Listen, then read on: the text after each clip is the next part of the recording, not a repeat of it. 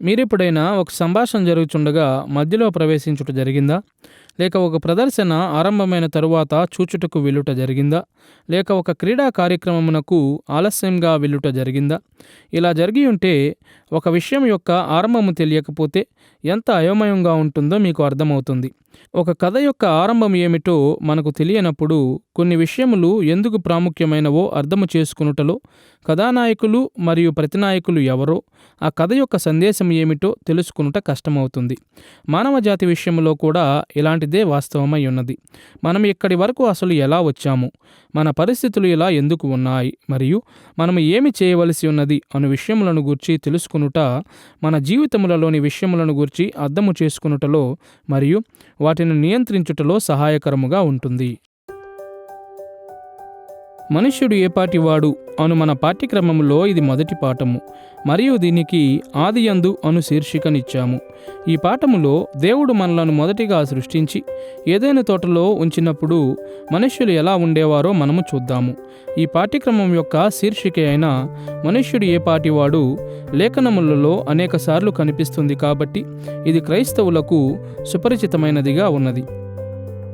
ఉదాహరణకు 8వ కీర్తన 4వ వచనములో ఇలా వ్రాయబడి ఉన్నది: నీవు మనుష్యుని జ్ఞాపకము చేసుకునుటకు వాడేపాటివాడు, నీవు నరపుత్రుని దర్శించుటకు వాడేపాటివాడు.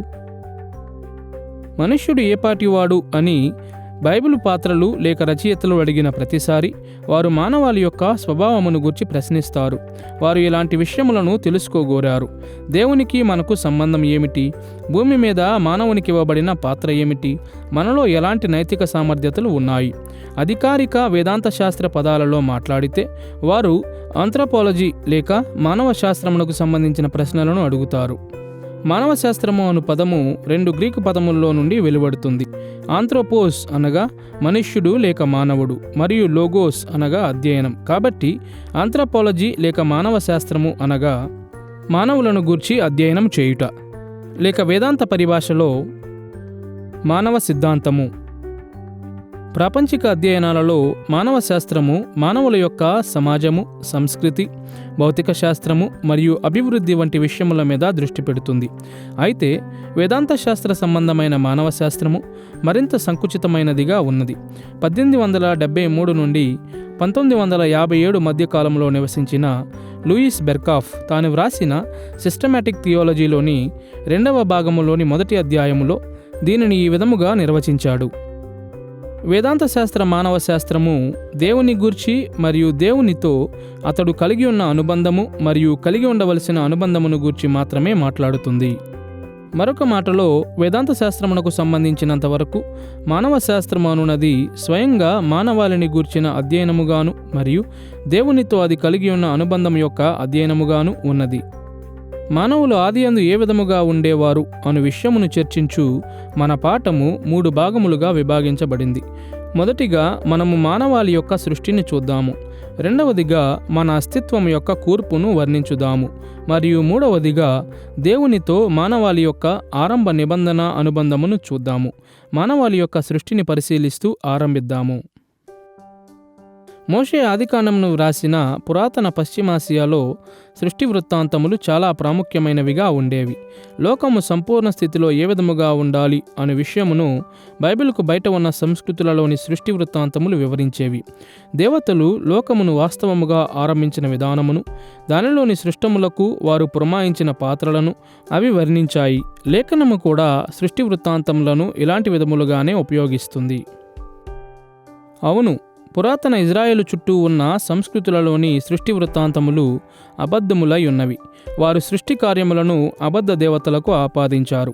సరికాని సామాజిక మరియు రాజకీయ నిర్మాణములను అభివృద్ధి చేయుటకు వారు మానవాళికి ఇతర సృష్టములకు మధ్య ఉన్న అనుబంధములను వక్రీకరించుటకు వారు తాము కల్పించిన కథలను ఉపయోగించారు. భిన్నముగా లోకములో మానవాళి ఏ విధముగా కార్యము చేయుటకు రూపొందించబడినదో వివరించుటకు బైబిలు సృష్టి యొక్క నిజమైన వృత్తాంతమును అనుబంధపరుస్తుంది. ఇందు మూలముగానే లోకము ఏ విధముగా పనిచేయాలి మరియు నైతికముగా మానవులు ఎలాంటి పాత్రను పోషించాలి అనే విషయములను రుజువు చేయుటకు బైబిల్లోని అనేక ఇతర భాగములు సృష్టి వృత్తాంతములను ఉపయోగిస్తాయి.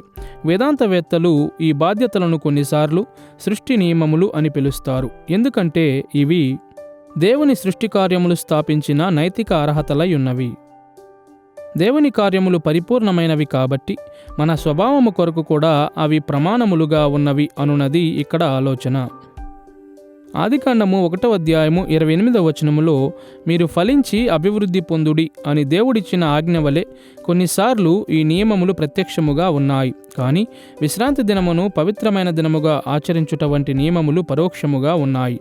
మానవులు ప్రతి 7వ దినమున విశ్రాంతి తీసుకోవాలని సృష్టి వృత్తాంతములు ప్రత్యక్షముగా తెలియపరచవు. అయితే నిర్గమకాండము 20:11 10 ఆజ్ఞలలో దేవుడు 6 దినములు పనిచేసి 7వ దినమున విశ్రాంతి తీసుకున్న పద్ధతి మానవులు కూడా అదే విధముగా చేయునట్లు వారిని బద్దులుగా చేసింది అని మోషే స్పష్టము చేశాడు. కాబట్టి మానవాళి యొక్క ప్రాముఖ్యత మరియు బాధ్యతను గూర్చి మనము ఆలోచించుచుండగా మన సృష్టితో ఆరంభించుట స్వాభావికముగాను సహాయకరముగాను ఉంటుంది. మానవాళి యొక్క సృష్టిని మనము 3 దశలలో విశదీకరిద్దాము. మొదటిగా బైబిలులోని సృష్టి కథనములను మనము క్రోడీకరిద్దాము. రెండవదిగా ఆదాము హవ్వల యొక్క చారిత్రికతను పరిగణిద్దాము. మరియు మూడవదిగా దేవుని సృష్టములలో వారి యొక్క ఆధిక్యతను చూద్దాము.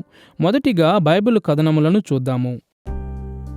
ఆదికాండములో 2 సృష్టి కథనములు ఉన్నాయి. ఒకటి ఆదికాండం 1:1 నుండి 2:3 ఉన్నది, మరియు మరొకటి ఆదికాండం 2:4-25 ఉన్నది.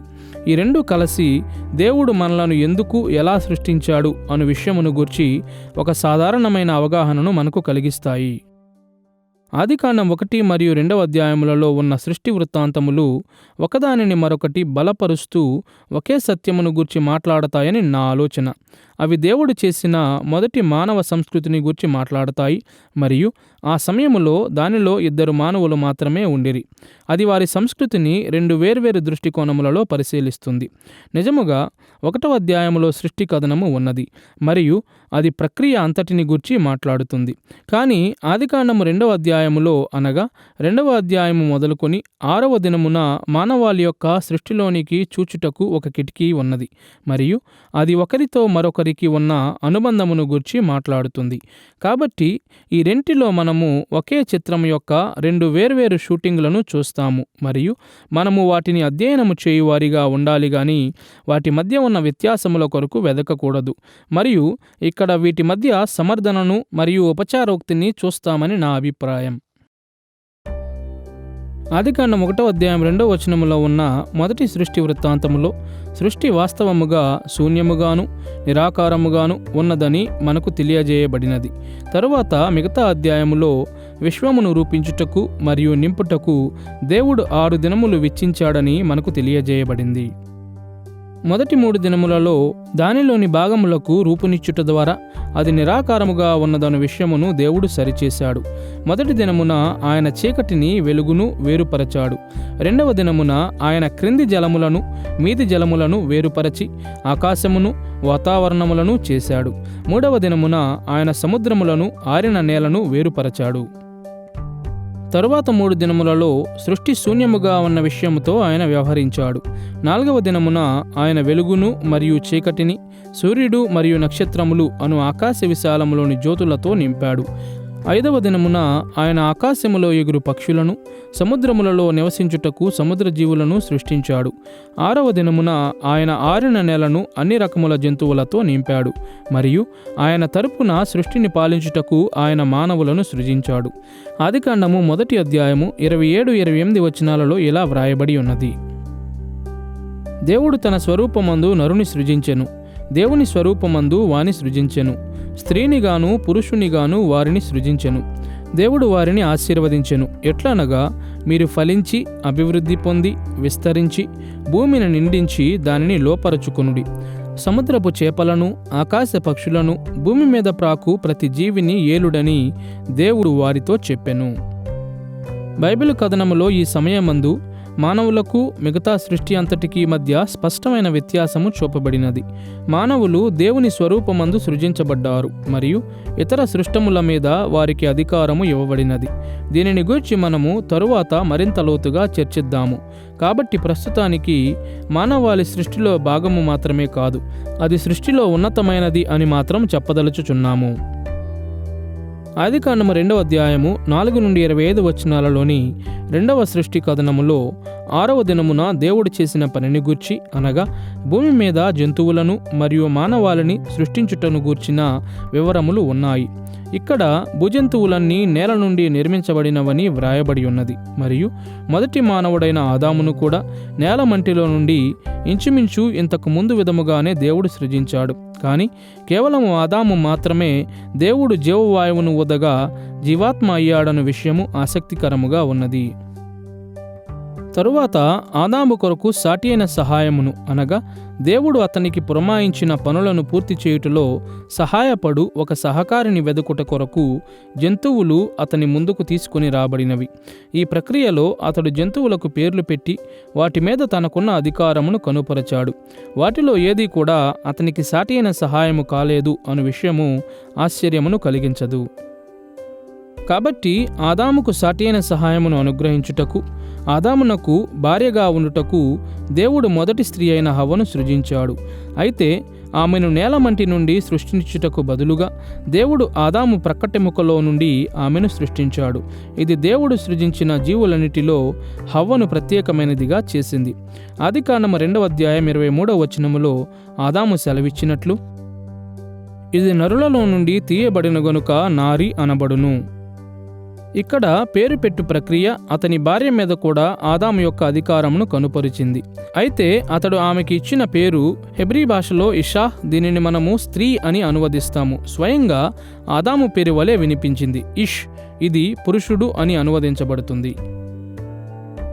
వివాహ విషయంలో హవ్వ ఆదాము అధికారంలో ఉన్నప్పటికీ దేవుడు అప్పగించిన బాధ్యతల విషయంలో మాత్రం వారు సమానులుగా ఉన్నారని ఈ పేర్ల యొక్క సమానత తెలియజేస్తుంది. ఇరువురు దేవుని స్వరూపమందు సృజించబడ్డారు.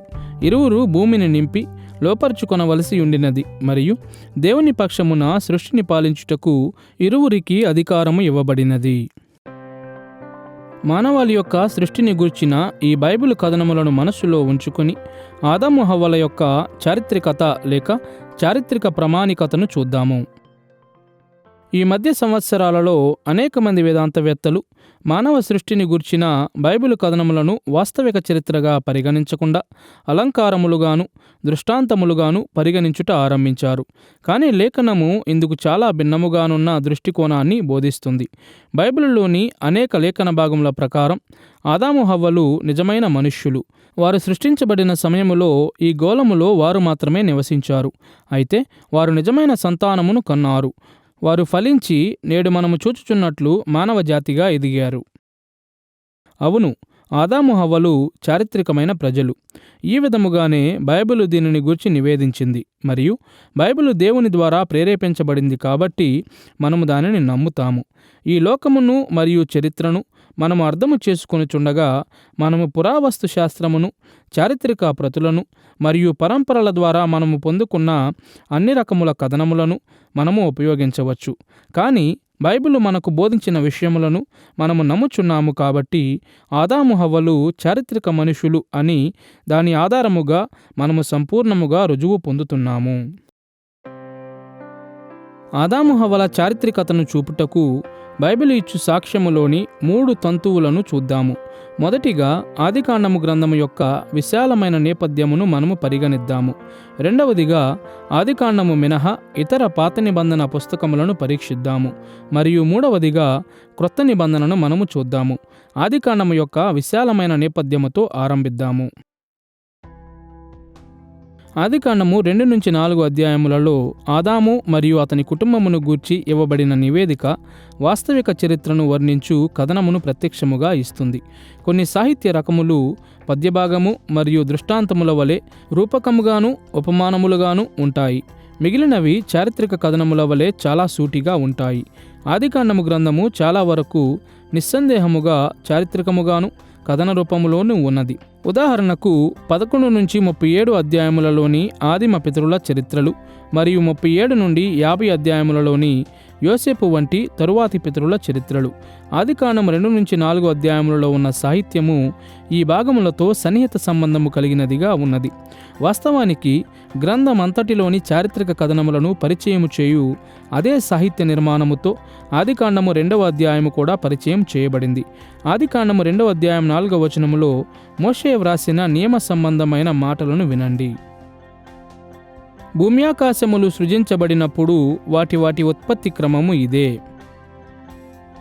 ఇదే లేక హెబ్రీ భాషలో ఎల్లేహ్ తొలెదోత్ అను మాటను తరములు ఇవి అని అక్షరార్థముగా అనువదించవచ్చు. ఇదే వాక్యము ఆదికాండము అంతటిలోని మానవ తరముల యొక్క కథనములను మరియు పట్టికలను పరిచయం చేస్తుంది.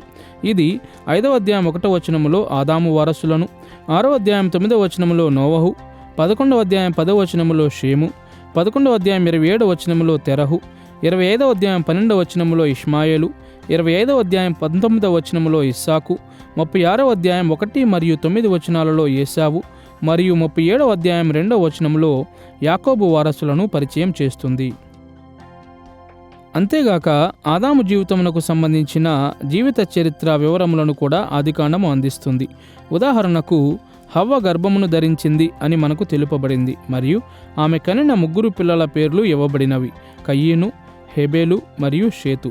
షేతు జన్మించినప్పుడు ఆదాము వయసు 130 సంవత్సరములు అని మరియు 930 సంవత్సరముల వయసులో అతను మరణించాడని చెబుతూ ఆదాము యొక్క ఆయుష్కాలము కూడా మనకు తెలియజేయబడింది. ఈ ఆయుష్కాలము నేడు మానవుల ఆయుష్కాలము కంటే చాలా ఎక్కువయ్యున్నది. అయినను అది ఒక చారిత్రక సమాచారముగా ఇవ్వబడినది. కాబట్టి ఈ అధ్యాయముల యొక్క కథన రూప సాహిత్య నిర్మాణము వాటిని పరిచయము చేయు తరముల నియమము మరియు ఆదాము జీవితమును గూర్చి ఇవ్వబడిన వివరముల వెలుగులో ఆదికాండము 2 నుంచి 4 అధ్యాయములలో ఒక చరిత్రగా చదవాలని మోషే కోరినట్లు మనము నిశ్చయతను పొందవచ్చు. మరొక మాటలో ఆదాము హవ్వలు నిజమైన చారిత్రక ప్రజలు అని అతని శ్రోతలు నమ్మాలని అతడు కోరాడు. ఆదికాండములో ఆదాము హవ్వల యొక్క చారిత్రికతను మనము చూశాము కాబట్టి పాత నిబంధనలోని ఇతర పుస్తకములను ఇప్పుడు చూద్దాము. పాత నిబంధనలో ఇంకా ఎక్కడా కూడా హవ్వ పేరు ప్రస్తావించబడలేదు, కానీ ఆదాము 2 చోట్ల ప్రస్తావించబడ్డాడు మరియు ఈ 2 చోట్ల అతడు చారిత్రక వ్యక్తిగా కనుపరచబడ్డాడు. మొదటి దినవృత్తాంతముల గ్రంథము 1వ అధ్యాయం 1వ వచనములో ఆరంభమగు వంశావళి అతనిని షేతు యొక్క చారిత్రక తండ్రిగా ప్రస్తావిస్తుంది. ఈ వంశావళి ఆదాము మొదలుకొని క్రీస్తు పూర్వము 6వ శతాబ్దము చివరిలో బబులోను చెరలో నుండి ఇజ్రాయేలు మరియు యూదా దేశములు తిరిగి వచ్చిన కాలము వరకు ఉన్న తరములను ప్రస్తావిస్తుంది. తిరిగి వచ్చిన ఇజ్రాయేలు ప్రజలకు ఖచ్చితమైన చారిత్రకమైన వంశావళి అవసరమై ఉండినది. ఎందుకంటే వాగ్దాన దేశములో సరియైన పాత్రలను మరియు స్వాస్థ్యములను స్థిరపరచుటలో అది వారికి సహాయము చేసింది. ఒక కట్టుకథ మీద ఆధారపడి ఉండిన వంశావళి ఈ ఉద్దేశ్యమును సాధించేది కాదు మరియు దినవృత్తాంతముల వాస్తవిక శ్రోతలకు ప్రోత్సాహకరముగా ఉండేది కాదు. ఆదామును గుర్చిన మరొక ప్రస్తావన హోషేయ గ్రంథములో కనిపిస్తుంది.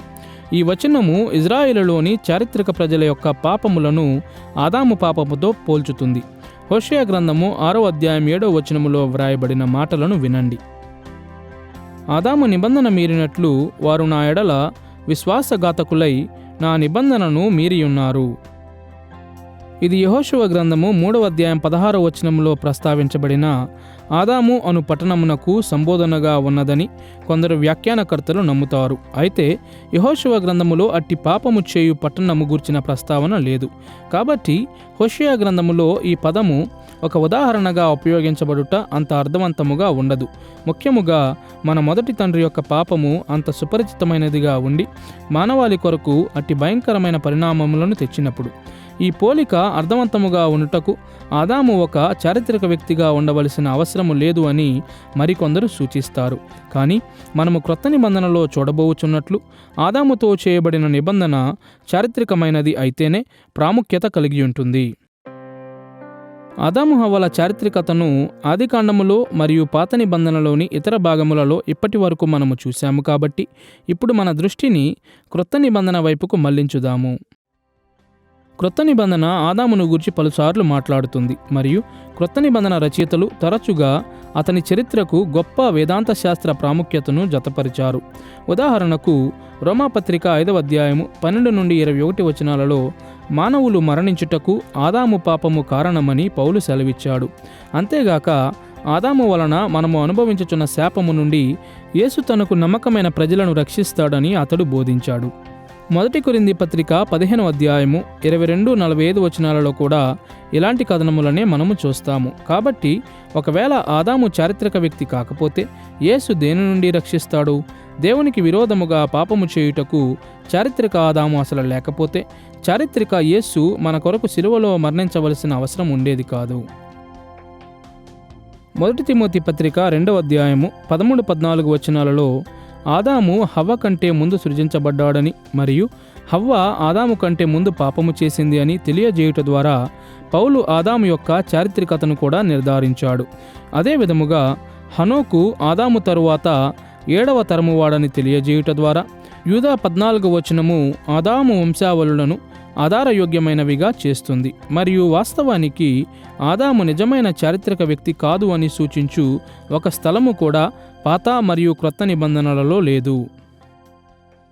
ఆదాము హవ్వల యొక్క చారిత్రకతను తిరస్కరించుట యేసుక్రీస్తు చేయుటకు వచ్చిన కార్యములను గూర్చి మనము కలిగి ఉన్న నమ్మకముల మీద బలమైన ప్రభావములను చూపుతుంది అని నా ఆలోచన. కాబట్టి ఆదాము హవ్వలు కేవలము కట్టుకథలు లేక కల్పనా కథ అయితే, అనగా నిజమైన చారిత్రక ఆదాము హవ్వలు లేకపోతే దేవుడు వచ్చి ఒక కల్పనా కథ కొరకు మరణించుట మూర్ఖత్వం అవుతుంది మరియు దీని ద్వారా మనము యేసుక్రీస్తు యొక్క చారిత్రకతను కూడా తక్కువ చేస్తాము అని నా ఆలోచన. ఎందుకంటే ఉదాహరణకు మీరు అపోస్తలుడైన పౌలు యొక్క రచనలను చదివినట్లయితే ఆదాము వలన అందరూ మరణించారు, కానీ నూతన ఆదాము అయిన యేసు జీవమునిచ్చాడను దృష్టాంతమును ఉపయోగించుట మనము చూస్తాము. కాబట్టి ఆదాము అసలు ఉనికిలో లేనివాడైతే నేను నూతన ఆదామును ఎలా నమ్మగలను? బైబిలు కథనములను క్రోడీకరించుట ద్వారా మరియు ఆదాము హవ్వల యొక్క చారిత్రకతను సమర్థించుట ద్వారా మానవాళి యొక్క సృష్టిని ఇప్పటి వరకు మనము చూశాము. కాబట్టి ఇప్పుడు మానవాళి యొక్క ఆధిక్యతను చూద్దాము. మనము ఇంతకుముందు ప్రస్తావించినట్లు దేవుడు చేసిన ఇతర భూలోక జీవుల మీద ఆధిక్యత కలిగి ఉండుటకు ఆదాము హవ్వలు సృజించబడినట్లు బైబిల్ స్పష్టముగా బోధిస్తుంది. ఆదికాండము 1వ అధ్యాయము 27వ వచనములో మానవుల సృష్టి 6వ దినమున భూజంతువుల సృష్టికి వేరుగా సృష్టి యొక్క ముగింపులో జరిగింది అను సత్యములో దీనికి సూచనలు కనిపిస్తాయి. వాస్తవానికి ఆదికాండము 1వ అధ్యాయము 31వ వచనములో మానవాళి యొక్క సృష్టి తరువాతే కథనము సృష్టిని మంచిది అని మాత్రమే పిలువక చాలా మంచిది అని పిలుస్తుంది. ఆదికాండము 2వ అధ్యాయం 7వ వచనములో కేవలము ఆదాముకు మాత్రమే దేవుడు జీవవాయువును ఊదాడని విశేషముగా వ్రాయబడి ఉండుటలో కూడా మానవాళి ఆధిక్యత యొక్క సూచనలను మనము చూస్తాము. అయితే మిగిలిన సృష్టి అంతటి మీద ఆదాము హవ్వల ఆధిక్యతకు నిజమైన రుజువు దేవుడు వారిని తన స్వరూపమందు రూపించాడు మరియు తన తరపున సృష్టి అంతటిని పాలించుటకు నియమించాడు అను సత్యములో కనిపిస్తుంది. ఆదికాండం 1వ అధ్యాయము 27-28 వచనాలను మరొకసారి వినండి. దేవుడు తన స్వరూపమందు నరుని సృజించెను, దేవుని స్వరూపమందు వాని సృజించెను, స్త్రీనిగాను పురుషునిగాను వారిని సృజించెను. దేవుడు వారిని ఆశీర్వదించెను. ఎట్లనగా మీరు ఫలించి అభివృద్ధి పొంది విస్తరించి భూమిని నిండించి దానిని లోపరచుకొనుడి. సముద్రపు చేపలను ఆకాశ పక్షులను భూమి మీద ప్రాకు ప్రతి జీవిని ఏలుడని దేవుడు వారితో చెప్పెను. ఆదికాండము 9వ అధ్యాయం 2వ వచనము మరియు 8వ కీర్తన 6-8 వచనముల వంటి చోట్ల కూడా ఇదే ఆలోచన తెలియజేయబడింది.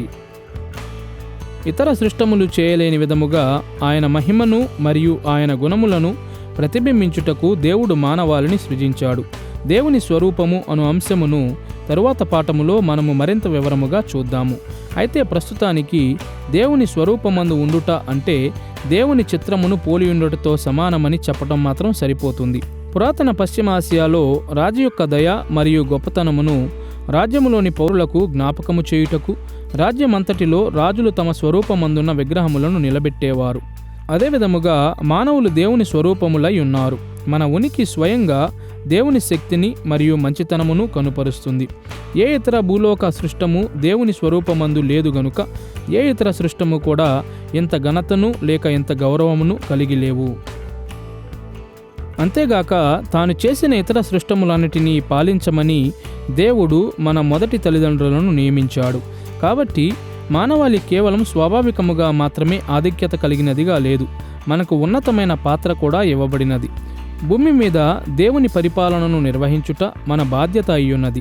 ఆయన సృష్టిని నడిపించు హక్కు దేవుడు మనకు ఇచ్చాడు గాని ఏ భూజంతువులకు కూడా ఇవ్వలేదు. మరియు ఈ ఆలోచన యొక్క నిర్ధారణను ఆదికాండము 2వ అధ్యాయం 20వ వచనములో మనము చూస్తాము.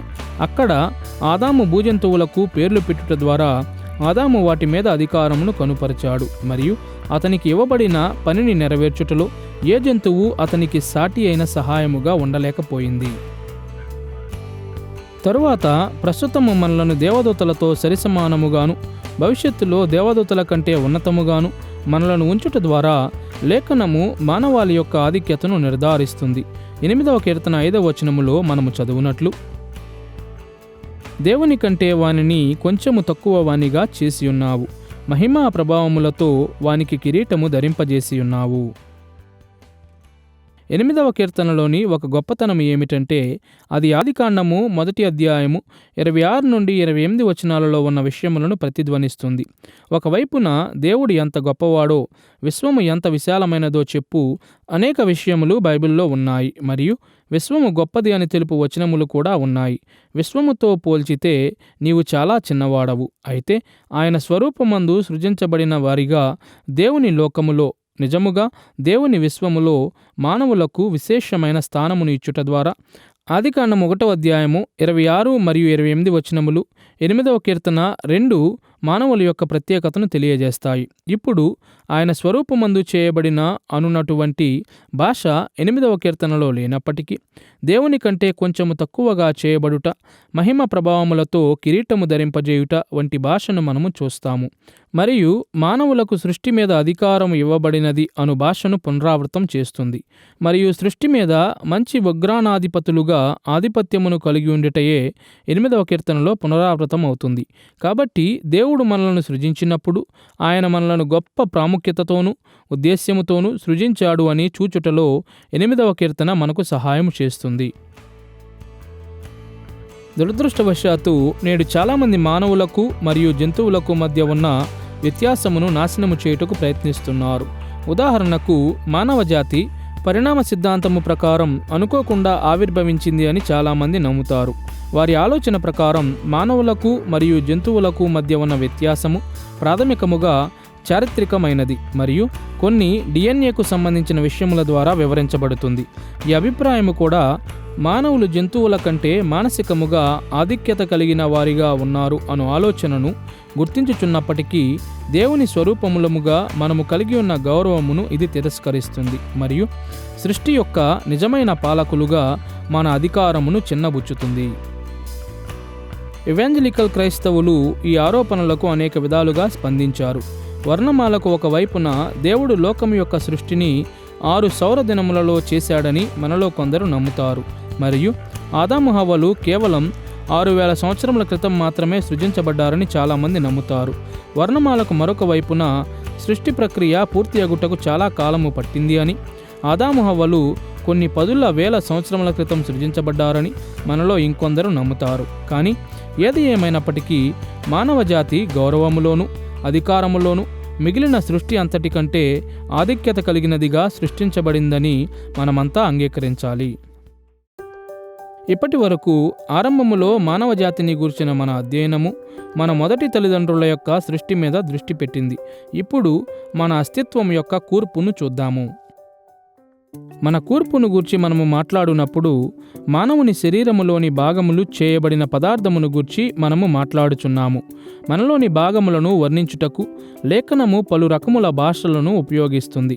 అది మన శరీరము, మాంసము, హృదయములు, మనస్సులు, ఆత్మలు, ప్రాణములు, మరియు అనేక ఇతర విషయములను గురించి మాట్లాడుతుంది. అయితే ఈ అంగములన్నిటినీ 2 విషయములలో క్రోడీకరించవచ్చని శతాబ్దములుగా అనేక మంది వేదాంతవేత్తలు అంగీకరించారు. అవి భౌతిక భాగము, దీనిని సాధారణముగా శరీరము అని పిలుస్తాము, మరియు అభౌతిక భాగము, దీనిని ఆత్మ లేక ప్రాణం అని పిలుస్తాము.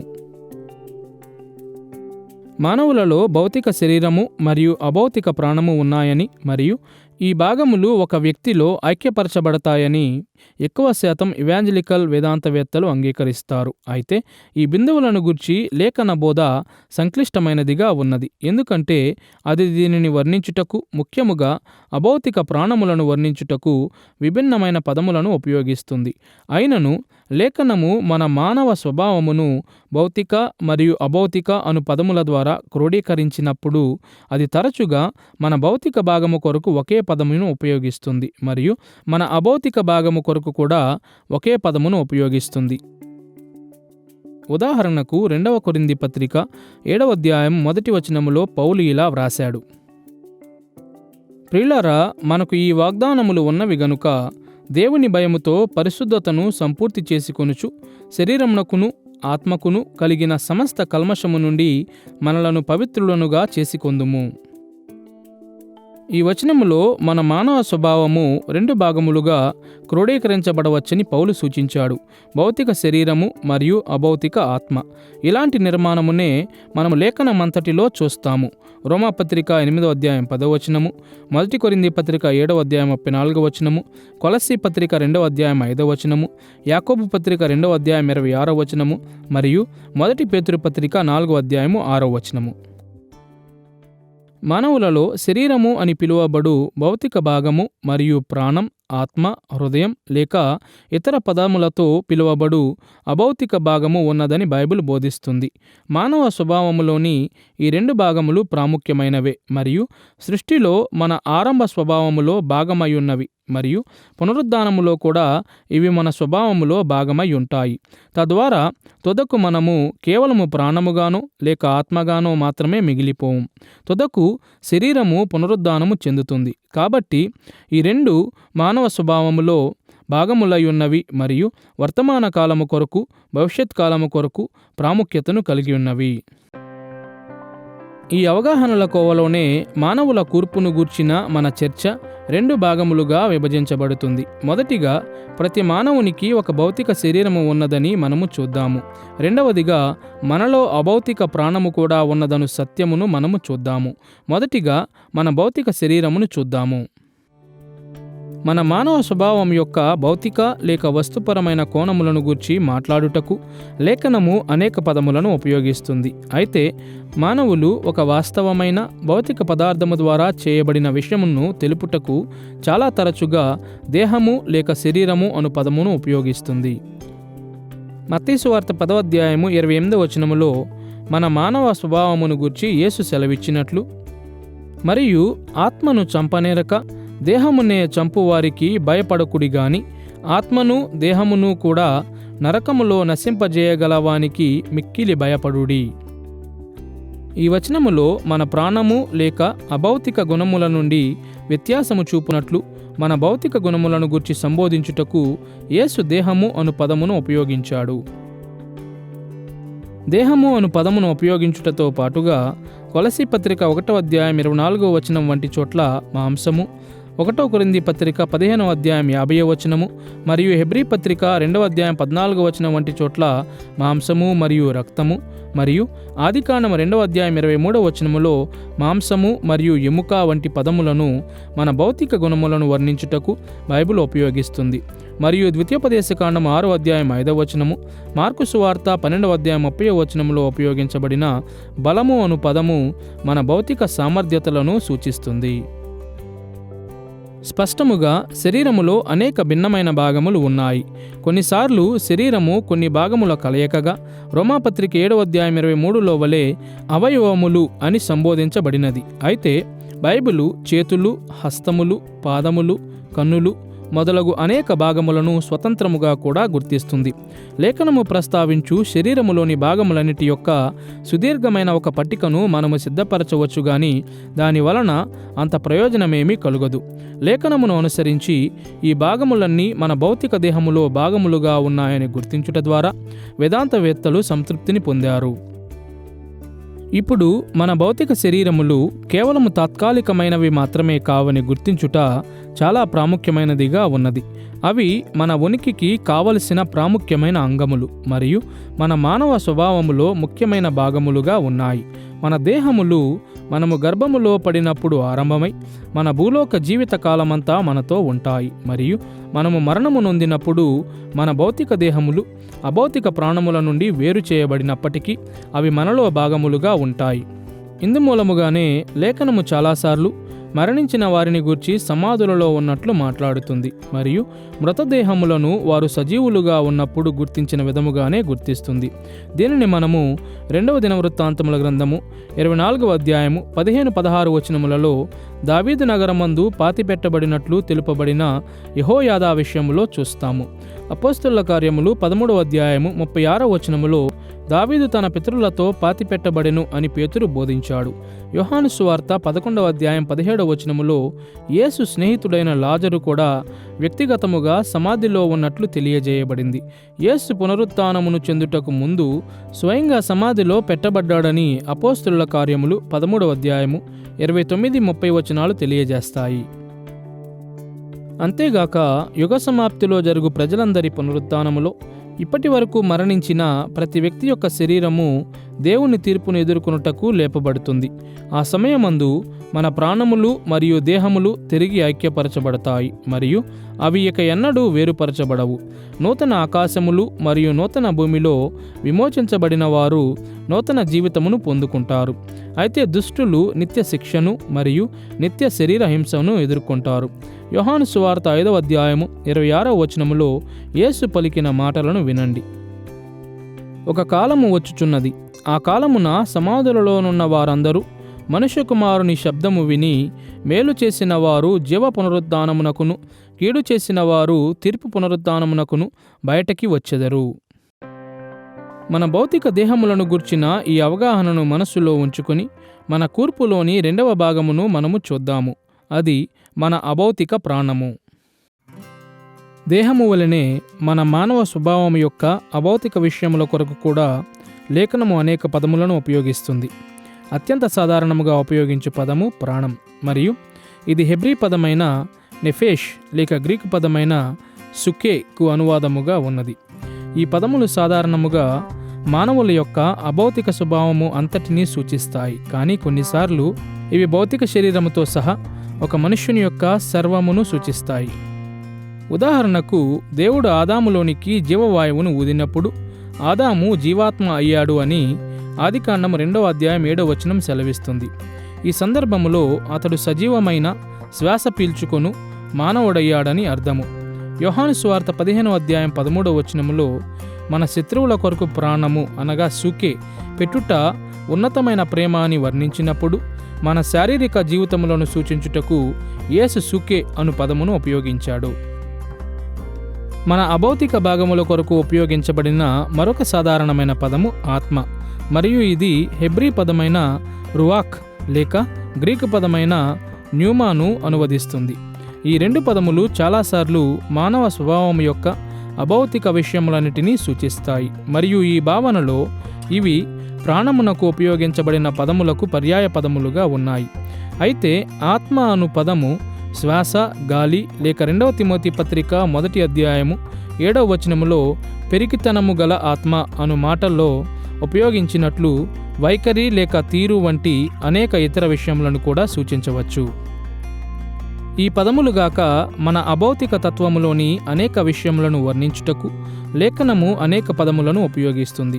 ఉదాహరణకు రోమాపత్రిక 7వ అధ్యాయము 23వ వచనములో ఇవ్వబడిన మనస్సు మన తార్కిక, నైతిక మరియు జ్ఞాన సంబంధమైన ఆలోచనకు పీఠముగా గుర్తించబడుతుంది మరియు హృదయము కొన్నిసార్లు మన అంతరంగ జీవితములను గుర్తిస్తుంది. లేక 1 సమూయేలు గ్రంథము 16వ అధ్యాయం 7వ వచనము మరియు 2వ తిమోతి పత్రిక 2వ అధ్యాయము 22వ వచనములో వలె మన ఆలోచనలు, చిత్తము, భావనలు మరియు భావోద్వేగముల యొక్క అభౌతిక మూలములను గుర్తిస్తుంది. మన పేగులను, గర్భమును లేక అంతరంగ భాగములను వర్ణించుటకు ఉపయోగించబడిన హెబ్రీ పదమైన మెయాహ్ కూడా కొన్నిసార్లు 40వ కీర్తన 8వ వచనం వంటి చోట్ల అభౌతికమైన విషయములను సంబోధించుట కొరకు ఉపయోగించబడింది. అవును, మన మనస్సాక్షి, ఆశలు, తర్కము, ఆలోచనలు, మనస్సు మరియు అనేక ఇతర భావోద్వేగాల వంటి అభౌతిక అస్తిత్వములోని అనేక భాగములను ఉపయోగించుట కొరకు బైబిలు అనేక ఇతర పదములను కూడా ఉపయోగిస్తుంది. సాధారణముగా మన దేహములో వలనే మన అభౌతిక ఆత్మ లేక ప్రాణము అని మనము గుర్తించు ఒక విశాలమైన పూర్ణతకు ఈ భాగములన్నీ చెందుతాయని వేదాంతవేత్తలు అర్థము చేసుకున్నారు. ఒక మానవుడు ప్రాణము మరియు మనస్సు, హృదయము మరియు ఆత్మ అను పదముల ద్వారా ఏ విధముగా వర్ణించబడినాడు అనుటకు బైబిలులో మనకు వర్ణనలు ఉన్నాయి. మరియు ఈ పదములలో కొన్ని పర్యాయ పదములుగా ఉండి ఒకదానితో మరొకటి అతివ్యాప్తి కలిగి ఉంటాయి గాని వాటికి వేర్వేరు పనులు ఉన్నాయి. కాబట్టి హృదయము ఆత్మీయ మూలమునకు మరియు ఒక వ్యక్తి యొక్క కేంద్రమునకు రూపకముగా ఉన్నది. మనస్సు హృదయములో భాగమై ఉండగలదు, చిత్తము హృదయములో భాగమై ఉండగలదు, భావోద్వేగాలు హృదయములో ఉంటాయి. కాబట్టి హృదయము ఆలోచిస్తుంది, హృదయము ఎంపిక చేసుకుంటుంది, హృదయము నమ్ముతుంది, హృదయము భావనలను అనుభవిస్తుంది. ఆత్మ మరియు ప్రాణము కూడా అతివ్యాప్తి కలిగి ఉంటాయి. కాబట్టి హృదయము ఆత్మకు కేంద్రముగాను మరియు ప్రాణమునకు కేంద్రముగాను ఉంటుంది. కానీ ఆత్మ మరియు ప్రాణములను పర్యాయ పదములుగా ఉపయోగించిన సందర్భములు తక్కువ, ఎందుకంటే అవి పోలిక కలిగినవిగా ఉన్నాయి. నా ఆలోచన ప్రకారం ఆత్మ అనున్నది మానవుని యొక్క అభౌతిక భాగము కొరకు ఉపయోగించబడింది మరియు దేవదూతలు ఆత్మలయ్యున్నారు మరియు దేవుడు ఆత్మయ్యున్నాడు. కాబట్టి ఇది అభౌతికమైనది.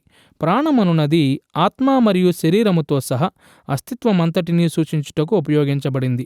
కాబట్టి ఒకరు మరణించిన తరువాత కూడా వారిని ప్రాణం అని పిలువవచ్చు గాని వారు మరణించిన తరువాత వారిని ఆత్మ అని మాత్రం సాధారణంగా పిలువరు. కాబట్టి ఇది అతివ్యాప్తితో కూడిన ఉపయోగముగా ఉన్నది. ఆత్మ ఒక భాగమయ్యున్నది మరియు ప్రాణము మరొక భాగమయ్యున్నదని ఇక్కడ సూచించబడుట లేదు అని నా ఆలోచన. ఇది మానవుడు ఒక లోతైన ఆత్మీయ వాస్తవముగా ఉన్నాడు అని పలు విధములుగా మాట్లాడుట మాత్రమే మరియు మనలో దేహం మాత్రమే గాక అది ఆత్మీయమైన, అదృశ్యమైన అభౌతిక విషయములున్నప్పటికీ దానిలో సంక్లిష్టత ఉన్నదని ఇక్కడ అర్థము. కాబట్టి ఇది కొంతవరకు క్లిష్టమైనదిగా ఉన్నది. మన అభౌతిక ప్రాణమునకు ఈ సామాన్య పరిచయమును దృష్టిలో ఉంచుకుంటే మనము దగ్గరగా పరిశీలించవలసిన మరొక 3 అనుసంధాన ఆలోచనలు ఉన్నాయి. ప్రాణముల యొక్క ఆరంభము, మన ప్రాణముల యొక్క అమరత్వము మరియు మన అభౌతిక కూర్పును గూర్చి మరొక అభిప్రాయము. దీనినే ముక్కోణ విభజన అని పిలుస్తారు. ప్రాణము యొక్క ఆరంభముతో ప్రారంభిద్దాము. మానవ ప్రాణము యొక్క ఆరంభమును గూర్చి అనేక అభిప్రాయములు ఉన్నాయి. ఒక వ్యక్తి గర్భము దాల్చబడినప్పుడు ప్రతి మనుష్యుని కొరకు దేవుడు ఒక వ్యక్తిగత ప్రాణమును సృష్టిస్తాడని సృష్టివాదులు అని పిలువబడు కొందరు వేదాంతవేత్తలు నమ్ముతారు. జకర్యా గ్రంథము 12వ అధ్యాయం 1వ వచనం వంటి వాక్యభాగములు ఈ అభిప్రాయమును సమర్థిస్తాయి. అక్కడ దేవుడు మనుష్యుల అంతరంగములో జీవాత్మను సృజించాడు అని వ్రాయబడి ఉన్నది. సృష్టివాదులు యెషయా గ్రంథము 42వ అధ్యాయం 5వ వచనము మరియు హెబ్రీ పత్రిక 12వ అధ్యాయం 9వ వచనం వంటి వాక్యభాగములను కూడా ఉద్ధరణముగా చెబుతారు. అక్కడ దేవుడు ప్రాణముల యొక్క సృష్టికర్త అని సూచించబడింది. మానవులు తమ ప్రాణములను నేరుగా తమ తల్లిదండ్రుల యొద్ద నుండి పొందుతారని పరంపరవాదులు అని పిలువబడు ఇతర వేదాంతవేత్తలు నమ్ముతారు. ఈ అభిప్రాయం ప్రకారం మన తల్లిదండ్రుల శరీరములు మన శరీరములకు జన్మనిచ్చు విధముగానే మన తల్లిదండ్రుల ప్రాణములు మన ప్రాణములకు జన్మనిస్తాయి. దేవుడు ఒక పాపముతో నిండిన ప్రాణమును ఎందుకు సృష్టిస్తాడు అను విషయమును వివరించుట కష్టము. కాబట్టి ప్రజలు పాపభరితమైన ప్రాణములతో ఎందుకు జన్మిస్తారో వివరించుటకు పరంపరవాదము చాలాసార్లు ఉపయోగపడుతుంది. పరంపరవాదులు రోమాపత్రిక 5వ అధ్యాయం 12వ వచనము, అక్కడ మనము స్వాభావిక లేక సామాన్య తరము ద్వారా ఆదాము నుండి పాపమును స్వాస్థ్యముగా పొందుకున్నామని సూచించబడింది. మరియు హెబ్రీ పత్రిక 7వ అధ్యాయము 9-10 వచనములు. అక్కడ లేవి తన పితరుడైన అబ్రహాము యొక్క బీజములో దాగి ఉన్నాడని బోధింపబడింది. ఇలాంటి వాక్య భాగముల మీద ఆధారపడతారు. మన ప్రాణములు దేవుని యొద్ద నుండి కలుగుతాయి అను నిశ్చయతను మనము కలిగి ఉండవచ్చు, కానీ అది ఎలా జరుగుతుంది అను విషయము గురించి స్పష్టత లేదు. కాబట్టి ఈ పాఠములలో మనము ఏ అభిప్రాయం యొక్క పక్షమును కూడా తీసుకోము. బైబిలు మన ప్రాణం యొక్క ఆరంభమును గూర్చి మరియు అది ఎలా వచ్చింది మరియు అది ఎలా చేయబడింది అను విషయములను గూర్చి చెప్పాలని అనేక మంది ప్రజలు ఆశిస్తారు. బైబిల్ ఈ ప్రశ్నలను గూర్చి స్పష్టతనియ్యదు, కానీ మానవుడు కేవలం భౌతిక దేహం మాత్రమే కాదు అని మాత్రం అది మనకు బోధిస్తుంది. మానవునిలో అభౌతిక భాగము కూడా ఉన్నది. మానవునికి దేహము, ఆత్మ మరియు ప్రాణము ఉన్నాయి.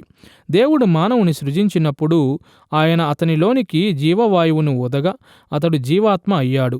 ఇది ఆత్మీయ భాగము. అది ఎలా వచ్చినదో బైబిల్ మనకు తెలియజేయదు, కానీ అది ఉనికిలో ఉన్నది మరియు మనము దానిని జాగ్రత్తగా చూసుకోవాలని మాత్రం బైబిల్ చెబుతుంది. మానవునిలోని ఈ భాగము రొట్టె లేక సాధారణ భౌతిక వస్తువుల ద్వారా సంతృప్తిని పొందదు. అగస్టిన్ దీనిని ఈ విధముగా వివరించాడు: మన శారీరక మరియు భౌతిక జీవితములలో మనలను సంపూర్ణులు చేయుటకు మన జీవితములలో యేసును కలిగి ఉండవలసిన అవసరత ఉన్నది. ఇప్పటి వరకు మన అభౌతిక ప్రాణం యొక్క ఆరంభమును గూర్చి చూశాము, కాబట్టి ఇప్పుడు దాని యొక్క అమరత్వమును చూద్దాము. మన దేహములు మరణించిన తరువాత కూడా మన ప్రాణములు లేక ఆత్మలు ఉనికిలో కొనసాగుతాయని బైబిల్ బోధిస్తుంది.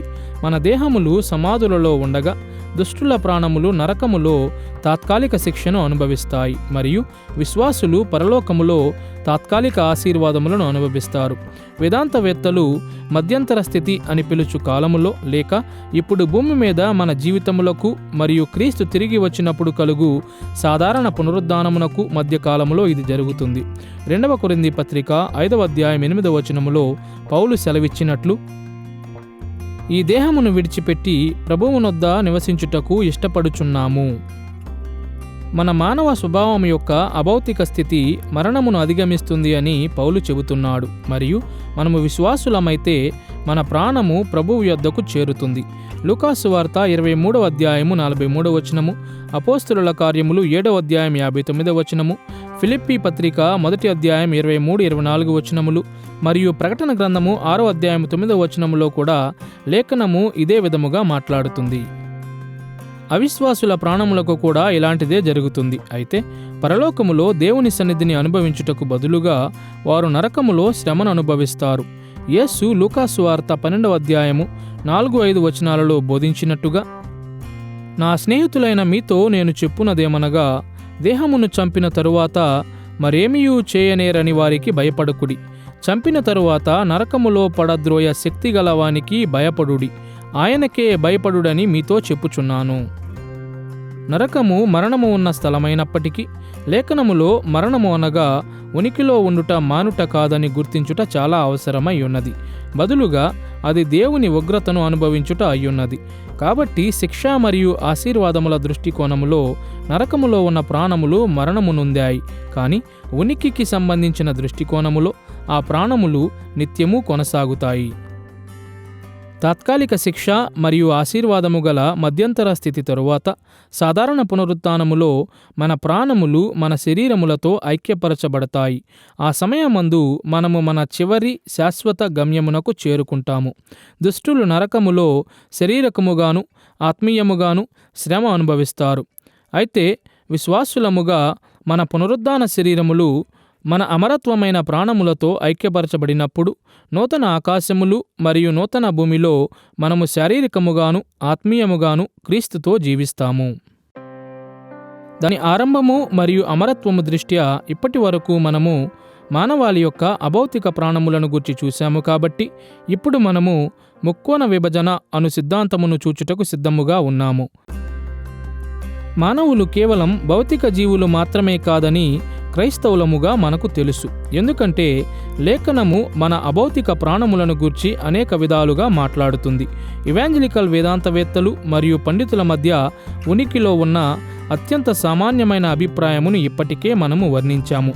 దానిని మనము ద్వంద్వ విభజన లేక ద్వైపాక్షిక అభిప్రాయము అని పిలుస్తాము. మానవులు రెండు ప్రధానమైన భాగముల ద్వారా నిర్మించబడ్డారు అని ఈ సిద్ధాంతము తెలియజేస్తుంది. అవి శరీరము మరియు ప్రాణము.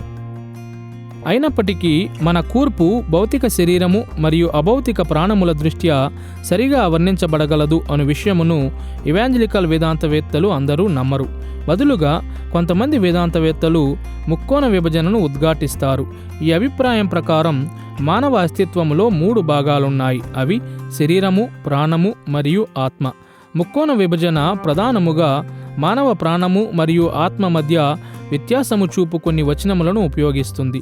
ఉదాహరణకు హెబ్రీ పత్రిక 4వ అధ్యాయం 12వ వచనములో ఇలా వ్రాయబడి ఉన్నది: దేవుని వాక్యము సజీవమై బలము గలదై రెండంచులు గల ఎటువంటి ఖడ్గము కంటెను వాడిగా ఉండి ప్రాణాత్మలను కీళ్లను మూలుగను విభజించున్నంత మట్టుకు దూరుచు. ఈ వచనము ఆత్మ మరియు ప్రాణములను మానవులలోని విభిన్నమైన అభౌతిక భాగములుగా కనపరుస్తుంది అని ముక్కోణ విభజనవాదులు వాదిస్తారు. 1 కొరింథీ పత్రిక 15వ అధ్యాయం 44వ వచనము మరియు 1 తెస్సలోనిక పత్రిక 5వ అధ్యాయము 23వ వచనములో నుండి కూడా ఇలాంటి వాదనలనే చేశారు. ఈ వచనముల ఆధారముగా ఆత్మ మరియు ప్రాణము ఒకటి కాదని ముక్కోణ విభజనవాదులు వాదిస్తారు. మన ప్రాణము మన శరీరమును ఉత్తేజపరచు, ఆశలను, ఆకలిని కలిగించు, లోకానుసార అభౌతిక కార్యకలాపాలతో గుర్తించబడింది. దీనికి భిన్నముగా మన ఆత్మ దేవునితో అనుబంధముతో సహా ఉన్నతమైన అభౌతిక కార్యకలాపాలకు సంబంధించినదిగా ఉన్నది. అయితే మనము ద్వంద్వ విభజనను ఉద్ఘాటించిన లేక ముక్కోణ విభజనను ఉద్ఘాటించిన అనేక మంది ఇవాంజలికల్ క్రైస్తవులు మంచి మనస్సాక్షితో ఇతర అభిప్రాయమును కలిగి ఉంటారని మనము గుర్తించాలి. మరియు మానవులు కొంతవరకు భౌతికముగాను కొంతవరకు అభౌతికముగాను ఉంటారని ద్వంద్వ విభజనవాదులు మరియు ముక్కోణ విభజనవాదులు ఇరువురూ ఒప్పుకుంటారు. మానవులను గూర్చి ద్వైపాక్షిక మరియు ముక్కోణ అభిప్రాయములు చాలా కాలము వరకు చర్చింపబడినవి మరియు ఈ రెంటికి కొంత వ్యాఖ్యాన అధికారము ఉన్నది. కాబట్టి దీనిని గురించి మనము గొడవ పడకూడదు మరియు ఒకరిని సంప్రదాయవాదిగాను మరొకరిని మత వైపరీత్యునిగాను ఎంచునంత ప్రాముఖ్యమైన ప్రశ్న ఇది కానే కాదు. మన దేహములు మరియు మన ప్రాణములు రెండూ ప్రాముఖ్యమైనవే అని మన అస్తిత్వముల యొక్క కూర్పు తెలియజేస్తుంది. కొన్నిసార్లు మనము ఆత్మీయత మీద ఎంత దృష్టి పెడతామంటే మన శారీరక అవసరతలు లేక మన చుట్టూ ఉన్నవారి యొక్క శారీరక అవసరతలను గురించి పట్టించుకోకుండా ఉంటాము. లేక చాలాసార్లు భూమి మీద ఉన్న మన భౌతిక జీవితం యొక్క ప్రాముఖ్యతను ఎంతగా ఉద్ఘాటిస్తామంటే మన ఆత్మీయ అభివృద్ధి పట్ల తగిన శ్రద్ధను పెట్టుట మరచిపోతాము. శరీరము, ప్రాణము గల జీవులుగా మన కూర్పు ఈ రెంటి యొక్క ప్రాముఖ్యతను మరియు పరస్పరాధారితమును గుర్తించున్నట్లు మనలను ప్రోత్సహిస్తుంది. మనము నిజముగా ఆత్మీయ మనస్సు గల వారమైతే భౌతిక లోకములో మన శరీరములతో మనము దేవుని గౌరవిస్తాము మరియు ఇతరుల యొక్క భౌతిక అవసరతల పట్ల కూడా శ్రద్ధ వహిస్తాము. నిజముగా మన శరీరములతో దేవుని మహిమపరచుటకు మరియు ఆయన పనిని చేయుటకు మనము కోరినట్లయితే అది మన హృదయములలో మరియు ప్రాణములలో ఆత్మీయ అభివృద్ధిని కలిగిస్తుంది. ఆరంభములో మానవులు ఏ విధముగా ఉండేవారు అనే విషయమును గుర్చిన మన పాఠములో మానవాళి యొక్క సృష్టి మరియు మన అస్తిత్వముల యొక్క కూర్పును గురించి ఇప్పటి వరకు మనము చూశాము. ఇప్పుడు మన చివరి అంశమును చూద్దాము: దేవునితో మానవాళి యొక్క ఆరంభ నిబంధన అనుబంధము. దేవుడు ఆదాము హవ్వలను సృజించినప్పుడు ఆయన వారిని భూమి మీద స్వతంత్రులుగా విడిచిపెట్టి వారికి ఇష్టమొచ్చినట్లు ఉండుటకు విడిచిపెట్టలేదు. ఆయన వారిని ఒక ఉద్దేశ్యము కొరకు సృష్టించాడు, ఆయన భూలోక రాజ్యమును నిర్మించుటకు మరియు ఈ పనిని చేయుటకు కావలసిన సామర్థ్యతను మరియు సహాయమును వారికి అనుగ్రహించాడు. వారు స్వామి భక్తి కలిగి ఉండుటకు మరియు నైపుణ్యతతో పనిచేయుటకు అవసరమైన నియమములను ఆయన స్థాపించాడు. ఆయనకు విధేయులైతే వారు పొందు ఆశీర్వాదములను గూర్చి మరియు విధేయులు కాకపోతే వారు పొందు శిక్షలను గూర్చి ఆయన వారికి వివరించాడు. వేదాంత శాస్త్ర పరిభాషలో దేవుడు తనకు మానవాళికి మధ్య ఒక నిబంధన అనుబంధమును స్థాపించాడని మనము చెప్పవచ్చు. పాత మరియు క్రొత్త నిబంధనల చరిత్ర అంతటిలో దేవుడు తన ప్రజలతో అధికారిక అనుబంధములను స్థాపించాడు. ఈ అధికారిక అనుబంధములలోని షరతులను చాలాసార్లు లేఖనము నిబంధనలు అని పిలుచు వాటిలో వ్రాసేవారు. ఈ పదము బెరీత్ అను హెబ్రీ పదము నుండి, డియాతేకే అను గ్రీకు పదము నుండి అనువదించబడింది. ఈ నిబంధన అనుబంధములు పురాతన అంతర్జాతీయ నిబంధనలను, ముఖ్యముగా గొప్ప చక్రవర్తులు లేక ప్రభువులు మరియు వారిని సేవించిన సామంతరాజుల మధ్య చేయబడిన ఒప్పందములను ప్రతిబింబించాయి. పురాతన ఒప్పందములలో 3 లక్షణములు ఉండేవి. తన యొక్క సామంతరాజు పట్ల ప్రభువు చూపిన దయ, సామంతరాజు నుండి ప్రభువు ఆశించిన స్వామిభక్తి మరియు సామంతరాజు యొక్క విధేయత లేక అవిధేయతకు కలుగు పరిణామాలు. ఈ ఒప్పందములు లేక నిబంధనలు కొన్ని తరముల పాటు కొనసాగాయి. కాబట్టి సామంతరాజుల వారసులు ప్రభువుల వారసులను సేవించుచూ వచ్చారు. ఇదే విధముగా దేవుని నిబంధనలు ఆయన ప్రజల పట్ల ఆయన చూపిన దయను నమోదు చేశాయి మరియు ఆయనకు వారు చూపవలసిన స్వామి భక్తిలోని అర్హతలను వివరించాయి మరియు ఆ అర్హతలకు విధేయత లేక అవిధేయత చూపుట వలన కలుగు పరిణామాలను వర్ణించాయి. ఇప్పుడు ఆదికాండము 1 నుండి 3 అధ్యాయములలోని మానవుల సృష్టిని గుర్చిన నివేదికలో హెబ్రీ భాష బెరీత్ అను పదమును ఉపయోగించదు. పాత నిబంధన యొక్క ఆదిమ గ్రీకు అనువాదమైన సెప్ట్యుజెంట్ కూడా అక్కడ దియాతేకే అను పదమును ఉపయోగించదు. ఫలితంగా దేవునికి ఆదాముకు మధ్య ఉన్న అనుబంధమును నిబంధన అని పిలుచుటకు కొందరు వేదాంతవేత్తలు తిరస్కరిస్తారు. అయినను దేవుడు ఆదాముతోనూ ఆదాము ద్వారా మిగిలిన మానవాళి అంతటితోనూ నిబంధనను చేశాడని లేఖనము బలముగా సూచిస్తుంది. ఒక విషయం ఏమిటంటే ఆదాముతో దేవుడు కలిగి ఉండిన అనుబంధములో సాధారణ నిబంధన మూలకములన్నీ ఉన్నాయి. దేవుడు స్పష్టముగా ఆదాము పైన సార్వభౌమ సర్వోన్నత రాజై ఉన్నాడు మరియు ఆదికాండము 1 అధ్యాయము 28వ వచనములో ఇంతకుముందు మనము చూసినట్లు దేవుడు మానవాళిని తమ సామంతులుగా లేక సేవకరాజులుగా నియమించి ఆయన తరపున సృష్టిని పాలించమని వారిని హెచ్చరించాడు. అంతేగాక ఆదాముతో దేవుడు కలిగి ఉండిన నిబంధనలో దేవుని దయ, ఆదాము చూపవలసిన స్వామిభక్తి యొక్క అవసరత మరియు ఆదాము విధేయత లేక అవిధేయత వలన కలుగు పరిణామాలు ఉన్నాయి. ఈ నిబంధనలోని మూలకములను మరింత క్షుణ్ణముగా మరికొద్దిసేపట్లో పరిశీలన చేద్దాము.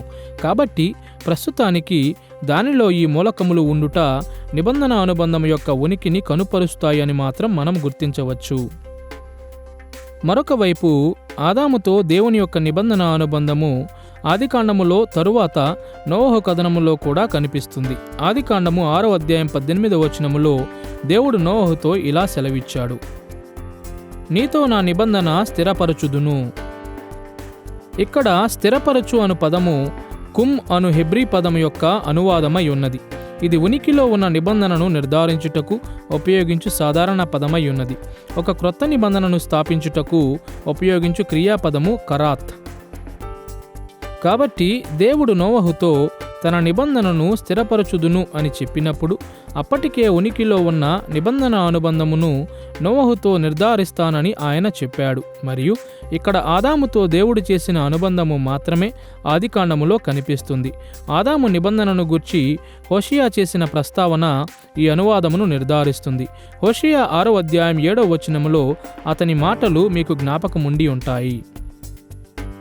ఆదాము నిబంధన మీరినట్లు వారు నా ఎడల విశ్వాసఘాతకులై నా నిబంధనను మీరియున్నారు. అంతేగాక ఇర్మియా గ్రంథము 33వ అధ్యాయము 20 మరియు 25వ వచనము సృష్టిని గూర్చి ఆయన చేసిన నిబంధనను ప్రస్తావిస్తుంది. ఈ నిబంధన సృష్టి వారములో చేయబడినట్లుగా ఉన్నది. కాబట్టి దేవుని సామంతులుగా ఇది ఆదాము హవ్వలను కూడా స్వాభావికముగా కలిగి ఉంటుంది.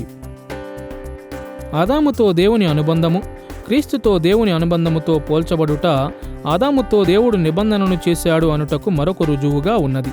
రోమాపత్రిక 5వ అధ్యాయము 12 నుండి 19 వచనములలో పౌలు దీనిని గూర్చి విశేషముగా వ్రాశాడు. మరియు క్రీస్తుతో దేవుని అనుబంధము కూడా ఒక నిబంధన అయ్యున్నది. ఈ సత్యము హెబ్రీ పత్రిక 7 నుండి 13 అధ్యాయములలో మరలా పునరావృతం అవుతుంది. మరియు యేసు స్వయంగా దీనిని ఆఖరు భోజనములో ప్రస్తావించాడు. లూకాసు వార్త 22వ అధ్యాయము 20వ వచనములో యేసు శిష్యులతో ఇలా సెలవిచ్చాడు, ఈ గిన్నె మీ కొరకు చిందింపబడుచున్న నా రక్తము వలననైన క్రొత్త నిబంధన. మనము ఇంతకుముందు చెప్పినట్లుగా ఆదాముతో దేవుని అనుబంధమును వర్ణించుటకు మోషే బెరీత్ అను పదమును ఉపయోగించలేదు. అయితే దానిని మనము ఏ పదముతో పిలిచినప్పటికీ ఆదాము మరియు దేవునికి మధ్య జరిగిన ఒప్పందము ఒక నిబంధనలో ఉండవలసిన గుణములన్నిటినీ కలిగి ఉండినది అను నిశ్చయతను మనము కలిగి ఉండవచ్చు. మరియు చారిత్రకముగా వేదాంతవేత్తలు కూడా దీనికి అంగీకరిస్తారు. ఉదాహరణకు దేవుడు మరియు ఆదాముకు మధ్య జరిగిన అనుబంధమును వేదాంతవేత్తలు తరచుగా ఆదాము నిబంధన అని పిలుస్తారు. ఎందుకంటే ఆదాము తన ప్రజలకు శిరస్సుగాను నిబంధన యొక్క మొదటి మానవ పాలకునిగాను ఉన్నాడు. దీనిని వారు జీవన నిబంధన అని కూడా పిలుస్తారు. ఎందుకంటే ఆదాము దానిని ఉల్లంఘించకుండా ఉండి ఉంటే అది నిత్య జీవమునకు కారణమయ్యేది. వారు దానిని సృష్టి నిబంధన అని కూడా పిలిచారు. ఎందుకంటే అది సృష్టి వారములో చేయబడినది మరియు సృష్టి క్రమమంతటి కొరకు పరిణామాలను కలిగి ఉన్నది. మరియు దానిని వారు క్రియల నిబంధన అని పిలిచారు. ఎందుకంటే మానవుల యొక్క విధేయతా కార్యముల ఆధారముగా అది వారికి జీవమును వాగ్దానము చేసింది. క్రియల నిబంధన ఆదికాండములోని ఆరంభ అధ్యాయములలో స్థిరపరచబడిన నియమములను సూచిస్తుంది. దానిలో దేవుడు ఆదికాండము 2వ అధ్యాయములో ఆదాము యొద్దకు వచ్చి మంచి చెడ్డల తెలివినిచ్చు వృక్షఫలమును తినవద్దని, దానిని తినిన రోజున నిశ్చయముగా మరణించుదు అని చెప్పాడు. క్రియల నిబంధన ఆదాము ఎదుట జీవ మరణములను ఉంచింది. ఆదాము దేవునికి అవిధేయుడైతే అతడు మరణిస్తాడు. ఆదాము దేవునికి విధేయుడైతే విధేయతలో కొనసాగితే అతనికి నిశ్చయముగా జీవము కలిగేది. కానీ అతడు అలా చేయలేదు. మరియు పౌలు రోమాపత్రిక 5వ అధ్యాయము మరియు 1 కొరింథీ పత్రిక 15వ అధ్యాయములో బోధించుచున్నట్లు ఆదాము ఒక ప్రతినిధిగా ఉన్నాడు. అంటే అర్థం ఏమిటంటే ఆదాము విధేయుడైనప్పుడు లేక అవిధేయుడైనప్పుడు, మరి ముఖ్యముగా అవిధేయుడైనప్పుడు అతని వారసులకు ప్రతినిధిగా అతడు దానిని చేశాడు. తద్వారా అతడు పాపము చేసినప్పుడు, మరణము లోకమునకు వచ్చినప్పుడు అతని పాపము అతని వారసులకు ఆపాదించబడింది మరియు అతని మరణము కూడా ఆపాదించబడింది. ఆదాముతో దేవుడు చేసిన నిబంధనను ఇంతకుముందు మనం ప్రస్తావించిన నిబంధన యొక్క 3 ప్రధానమైన లక్షణముల దృష్ట్యా పరిశీలన చేద్దాము. మొదటిగా మానవాళి పట్ల దేవుని యొక్క దైవికమైన దయను మనము చూద్దాము. రెండవదిగా ఆదాము మరియు అతని వారసుల నుండి దేవుడు కోరిన మానవ స్వామిభక్తిని పరీక్షించుదాము. మూడవదిగా మానవాళి యొక్క విధేయత మరియు అవిధేయతలకు తగిన పరిణామాలను పరిశీలించుదాము. దేవుని యొక్క దైవికమైన దయతో ఆరంభించుదాము. దేవుని దయ అనగా ఆయన తన సృష్టముల పట్ల చూపు మంచితనము మరియు కనికరము అయున్నవి. ఆదికాండము 1-2 అధ్యాయములలో ఆదాము హవ్వలకు ఆయన చేసిన మంచి పనుల వంటివి. ఉదాహరణకు దేవుడు ఆదాము హవ్వలను తన స్వరూపమందు చేసి సృష్టి యావత్తు మీద వారికి అధికారమును ఇచ్చాడు. 8వ కీర్తన 4-6 వచనాలలో సుపరిచితమైన మాటలలో దావీదు ఈ దయను గూర్చి వ్రాశాడు. నీవు మనుష్యుని జ్ఞాపకము చేసుకొనుటకు వాడేపాటివాడు, నీవు నరపుత్రుని దర్శించుటకు వాడేపాటివాడు. దేవుని కంటే వానిని కొంచెము తక్కువ వానిగా చేసియున్నావు. మహిమా ప్రభావములతో వానికి కిరీటము ధరింపజేసి ఉన్నావు. నీ చేతి పనుల మీద వానికి అధికారమిచ్చియున్నావు. సమస్తమును వాని పాదముల క్రింద ఉంచియున్నావు. నీవు మనుష్యుని జ్ఞాపకము చేసుకొనుటకు వాడేపాటివాడు అని దావీదు అడిగినప్పుడు దేవుని యొద్ద నుండి మనము పొందిన గౌరవమునకు మానవులు అర్హులు కారని అతడు ఒప్పుకొనుచున్నాడు. ఆదాము హవ్వలకు మరియు వారి వారసులకు సృష్టి మీద అధికారం ఇచ్చుట ద్వారా దేవుడు చూపిన దయను బట్టి దావీదు విశేషముగా ఆకర్షితుడయ్యాడు. ఆశ్రయమును మరియు ఆహారమును ఇచ్చుట ద్వారా మానవులతో ఆయన చేసిన నిబంధనలో మరొక విధముగా దేవుడు దయను వ్యక్తపరచాడు. విశేషముగా ఆదికాండము 2వ అధ్యాయం 8వ వచనములో మనము నేర్చుకొనుచున్నట్లు ఆదాము హవ్వలు ఏదెను తోటలో నివసించుటకు ఆయన అనుమతినిచ్చి వారికి అవసరమైన ఆహారమంతటిని వారికి అనుగ్రహించాడు. ఆదికాండం 1వ అధ్యాయం 29వ వచనములో దేవుడు ఆదాముతో ఇలా పలికాడు, ఇదిగో భూమి మీదనున్న విత్తనములిచ్చు ప్రతి చెట్టును, విత్తనములిచ్చు వృక్షఫలము గల ప్రతి వృక్షమును మీకిచ్చియున్నాను, అవి మీకు ఆహారమగును. ఆదాము పాపములో పడిపోయిన తరువాత కూడా దేవుని నిబంధన దయ స్పష్టముగా కనిపించింది. ఆదికాండము 2వ అధ్యాయం 17వ వచనములో మంచి చెడ్డల తెలివినిచ్చు వృక్షఫలమును తిని ఆయన నియమములను ఉల్లంఘిస్తే మానవాళి మరణిస్తుంది అని దేవుడు ఆదామును హెచ్చరించాడు. అయితే వారు దానిని తినినప్పుడు వారు కనీసం భౌతికముగానైనా మరణించలేదు. బదులుగా దేవుడు వారి విమోచన కొరకు ఒక మార్గమును అనుగ్రహించి తన రక్షించు కృపను వారి మీద కుమ్మరించాడు. మరియు ఆయన తన ప్రజలకు తరము తరువాత తరమునకు తమ పాపమును ఒప్పుకొని రక్షణ నిమిత్తము దేవుని వైపుకు తిరిగిన వారికి ప్రతి ఒక్కరికి కృపను చూపుట కొనసాగించాడు. ఆదికాండం 1 మరియు 2 అధ్యాయములలో మానవాళి కొరకు దేవుడు సర్వమును సృష్టించాడు. ఆదాము హవ్వల కొరకు మాత్రమే కాదుగాని వారి వారసులందరి కొరకు సృష్టించాడు. అవును, పతనము తరువాత మానవాళి అంతా ఆరంభ సృష్టిని అనుభవిస్తుంది. ఇంకా అద్భుతమైన విషయం ఏమిటంటే, మన ప్రభువైన యేసుక్రీస్తు ఈ భూమి మీద సంచరించినప్పుడు ఆయన ప్రకటించిన, ప్రసంగించిన ఉదాహరణలు కూడా చాలా వరకు ఆదికాండం 1 మరియు 2 అధ్యాయములలో ఉన్నాయి. ఆకాశములో వారు చూసిన నక్షత్రములు జ్ఞానులను యేసును ఆరాధించున్నట్లు నడిపించుట వంటివి. మరియు ఆయన పొలములలో ప్రసంగించినప్పుడు విత్తని లేక కోయని పక్షులను గూర్చి ఆయన విశేషముగా ప్రస్తావించాడు. ఇవన్నీ కూడా అద్భుతమైన బోధనా ఉపమానములై ఉన్నాయి. ప్రభువు భవిష్యత్తులో మరలా తిరిగి వచ్చినప్పుడు నూతన ఆకాశములు మరియు నూతన భూమిలో ప్రత్యక్షమయ్యే మహిమకరమైన వెలుగు ఆదికాండములో ఇంతకు ముందే అద్భుతముగా నమోదు చేయబడింది. ఎందుకంటే దేవుడు దానిని ఆదియందు సృజించాడు. ఈ విశేషమైన ఉద్దేశ్యమును నెరవేర్చుట కొరకే దేవుడు వీటిని ఆదియందు సృజించాడని నేను నమ్ముతాను. దేవుని యొక్క దైవిక దయను గూర్చిన ఈ అవగాహనను మనస్సులో ఉంచుకుని ఆయన నిబంధనకు అవసరమైన మానవ స్వామిభక్తిని ఇప్పుడు చూద్దాము. దేవుడు మానవుల నుండి కోరిన స్వామిభక్తిని కనుపరచుటకు వేదాంతవేత్తలు తరచుగా ఆదికాండము 2వ అధ్యాయము 17వ వచనమును ఎత్తిచూపారు. అక్కడ మంచి చెడ్డల తెలివినిచ్చు వృక్షఫలమును తినవద్దని దేవుడు ఆదామును హెచ్చరించాడు. దేవుడు ఆశించిన స్వామిభక్తిలో ఇది కూడా ఒక భాగమన్న విషయము నిజమేగాని ఆయన ఆజ్ఞలు ఈ ఒక్క నిషేధాజ్ఞకు మించినవిగా ఉన్నాయి. వేదాంతవేత్తలు ఈ బాధ్యతలను అనేక విధాలుగా వర్ణించారు. కానీ ఆదాము దేవుని నుండి సంపూర్ణమైన నైతిక నియమావళిని పొందాడని, అది తరువాత 10 ఆజ్ఞలలో క్రోడీకరించబడింది అని అనేక మంది నమ్ముతారు.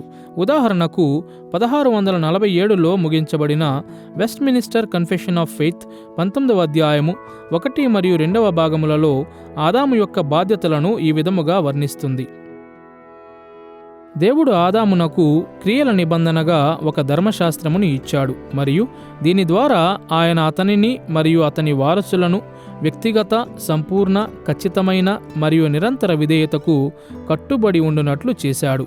అతని పతనము తరువాత ఈ ధర్మశాస్త్రము ఒక సంపూర్ణమైన నీతిగల నియమముగా కొనసాగింది మరియు ఆ విధముగా సినాయి పర్వతం మీద దేవుని ద్వారా 10 ఆజ్ఞల రూపంలో ఇవ్వబడింది. ఈ పాఠములో దేవుడు ఆశించిన 2 రకముల మానవ స్వామిభక్తికి మన పరిశీలనను పరిమితము చేద్దాము. మొదటిగా దేవుడు ఆదాము హవ్వలకు యాజక బాధ్యతలను అప్పగించాడు. రెండవదిగా మిగిలిన సృష్టి అంతటి మీద ఆయన వారికి రాజరిక బాధ్యతలను అప్పగించాడు. మానవాళి యొక్క యాజక బాధ్యతలను ముందుగా చూద్దాము. తోట భూలోక దేవాలయముగా పనిచేసింది కాబట్టి మరియు ఆదాము హవ్వలు యాజకులుగా పనిచేశారు కాబట్టి ఏదెను తోటలో ఆదాము యొక్క యాజక పాత్ర స్పష్టముగా కనిపిస్తుంది. దేవాలయముగా తోట మందిరమునకు తర్వాత దేవాలయమునకు సూచకముగా ఉన్నది.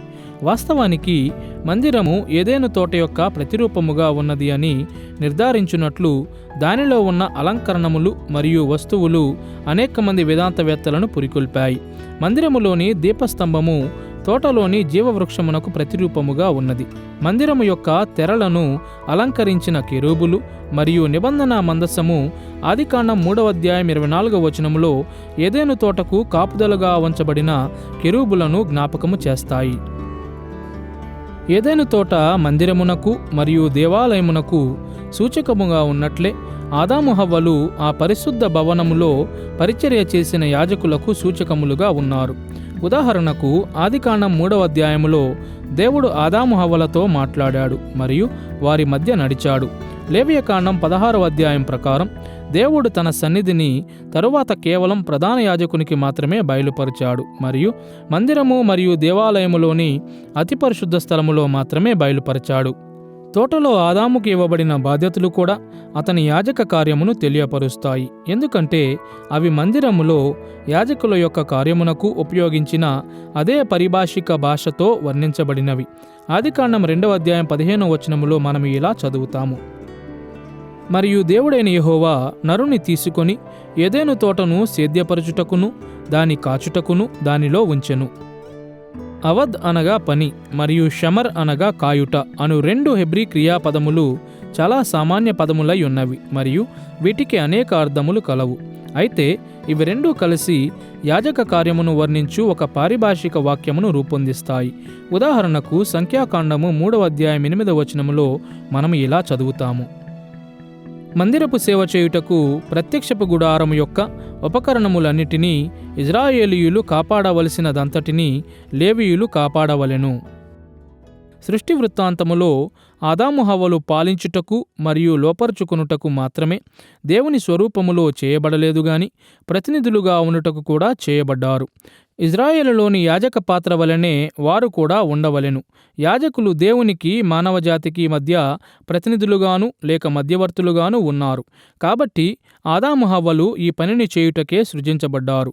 వారు పాలించవలసి, సేవించవలసి, విధేయత చూపవలసి ఉండినది. తద్వారా భూమి మీద దేవుని ప్రతినిధులుగా ఉండవలసి ఉండెను. మీరు పితరులను చూసినప్పుడు, ఇజ్రాయేలు దేశమును మరియు ధర్మశాస్త్రమును చూసినప్పుడు, క్రొత్త నిబంధనను మరియు గొప్ప ఆజ్ఞను చూసినప్పుడు, లేక అపోస్తలుల కార్యములు 1వ అధ్యాయం 8వ వచనములో సాక్షులుగా ఉండుటకు ఆత్మ మన మీదికి వచ్చినప్పుడు ఖచ్చితముగా దీనినే మనము చూస్తాము. ఇదంతా దేవుని పోలికలో మరియు ఆయన స్వరూపమందు ఆదాము హవ్వలు సృజించబడిన దానిలో నాటబడి ఉన్నది. వీరు కేవలం పాలించుట కొరకు మాత్రమేగాక ఒక యాజకుని యొక్క ప్రధానమైన పాత్రగా ఆయన ఎలా ఉంటాడో చూపుటకు కూడా సృజించబడ్డారు. ఆదాముతో దేవుడు చేసిన నిబంధన నేటికీ మానవులందరికీ కూడా వర్తిస్తుంది. కాబట్టి ఈ యాజక బాధ్యతలలో నుండి వెలువడు నైతిక బాధ్యతలను నెరవేర్చున్నట్లు మానవులు నేటికీ దేవునికి బాధ్యులై ఉన్నారు.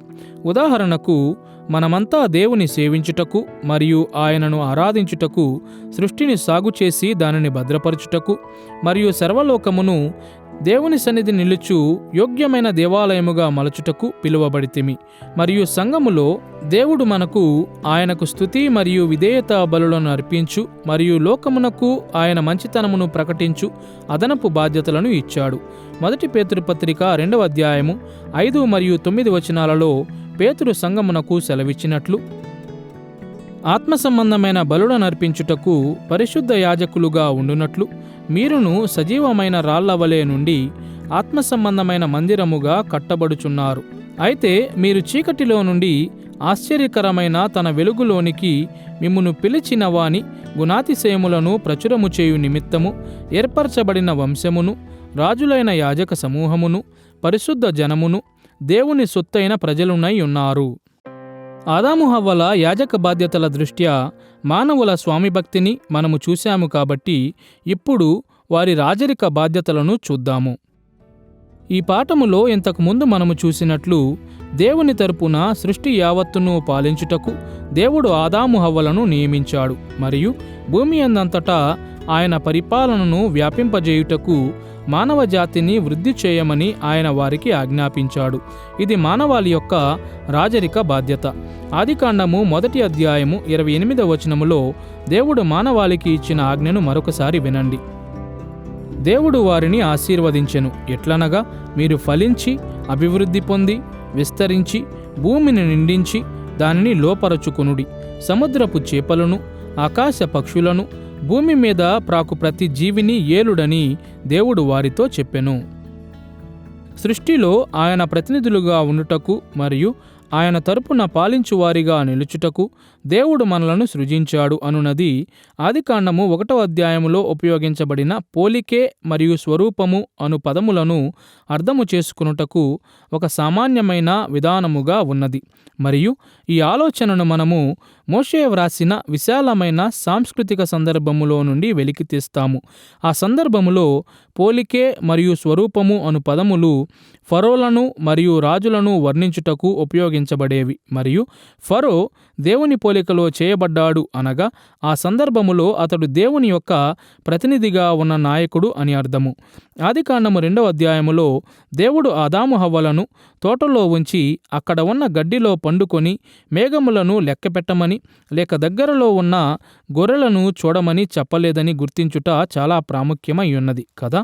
ఆయన వారికి తోటలో ఒక పనిని మరియు ఉద్దేశ్యమును ఇచ్చాడు కదా. ఆయన వారిని అక్కడ తోటను కాయుటకు మరియు సాగుచేయుటకు ఉంచాడు. అనగా ఇది సృష్టిలో కలిసి పనిచేయు బాధ్యత మరియు దేవునికి ఇష్టమైన విధముగా మరియు సృష్టి అంతా వృద్ధి చెందు విధముగా సృష్టిని మలచుటలో మరియు రూపుదిద్దుటలో సహాయము చేయు బాధ్యత వారికి ఇవ్వబడింది. ఇది మానవులయుండుటలో ఒక భాగమై ఉన్నది. ఈ విధముగా దేవుడు ఆయన మనలను ఉంచిన ఈ సృష్టిలో ఒక ప్రతినిధిత్వ బాధ్యతను నెరవేర్చుటకు మనలను సృజించాడు. వారు నివసించుచున్న ఏదెను తోట యొక్క సరిహద్దులను విశాలపరచున్నట్లు పరలోకం యొక్క గొప్ప రాజు మానవాళిని తన రాజరిక సామంతులుగా ఉండుటకు నియమించాడు. వారు ఫలించి అభివృద్ధి చెంది తోటను కాసిన విధముగానే భూమి అంతటినీ కాయువారిగా ఉండాలని ఆయన కోరాడు. తుదకు మానవాళి దేవుని పరలోక రాజ్యం యొక్క కొనసాగింపుగా విశ్వమునంతటినీ దేవుని యొక్క భూలోక దేవాలయముగా మలచాలి. మరియు నేడు కూడా మనకు ఈ బాధ్యత ఇవ్వబడి ఉన్నది. మత్తయి సువార్త 6వ అధ్యాయం 10వ వచనములోని పరలోక ప్రార్థనలో యేసు మనకు ప్రార్థించుటను నేర్పించాడు. నీ రాజ్యము వచ్చునుగాక, నీ చిత్తము పరలోకమందు నెరవేరుచున్నట్లు భూమి అందును నెరవేరునుగాక. ఆయన పరలోక రాజ్యమును భూమి మీద వ్యాప్తి చెందించు బాధ్యత మానవులకు ఇవ్వబడినది. మన ప్రార్థనల కొరకు యేసు ఇచ్చిన హెచ్చరికలు దీనిని ప్రతిబింబిస్తాయి. ఈ బాధ్యత విశేషముగా సంఘములో ఆయన యొక్క నమ్మకమైన ప్రజలకు ఇవ్వబడినది. మనకు ఇవ్వబడిన ప్రతి బాధ్యతను భూమి మీద దేవుడు మనకిచ్చిన అధికారముగా మనము చూడాలి. ఈ సృష్టిని సంరక్షించుటకు మరియు పాలించుటకు మనకు ఇవ్వబడిన తలాంతులను మరియు వనరులను మనము ఉపయోగించాలి. మనము ఇళ్లలో ఉన్నను, సంఘములో ఉన్నను, లేక ఇంకా ఎక్కడ ఉన్నను మనము చేయు ప్రతి పనిలో మన గొప్ప రాజును సేవించుటకు మరియు ఆయనకు ప్రతినిధిగా ఉండుటకు మనము పిలువబడితిమి. ఆదాముతో దేవుడు చేసిన నిబంధనలో దైవిక దయను, మానవ స్వామిభక్తి యొక్క అవసరతను ఇప్పటి వరకు మనము చూశాము. కాబట్టి ఇప్పుడు మానవాళి యొక్క విధేయత మరియు అవిధేయతలకు కలుగు పరిణామాలను చూద్దాము.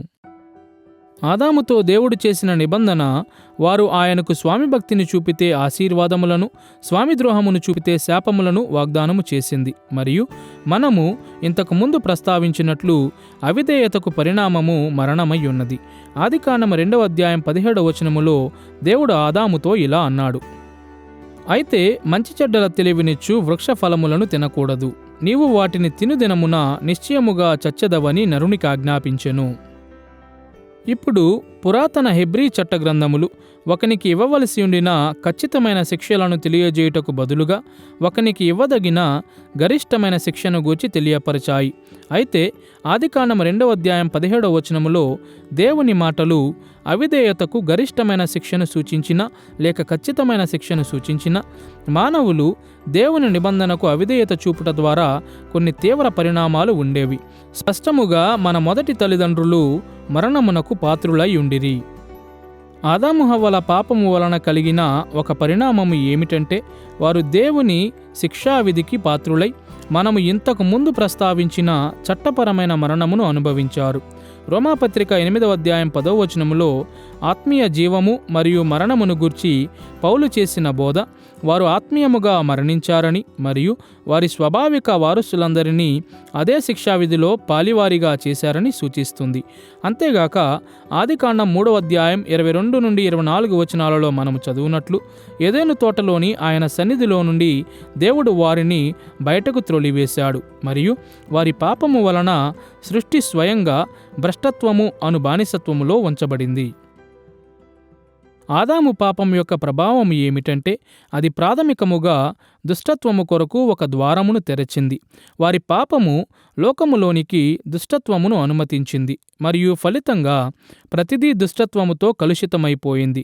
ప్రతిదీ దుష్టత్వము ద్వారా బలహీనపరచబడింది మరియు విశేషముగా దుష్టత్వము ద్వారా దేవుని ఉద్దేశ్యములకు ఆటంకము కలిగింది.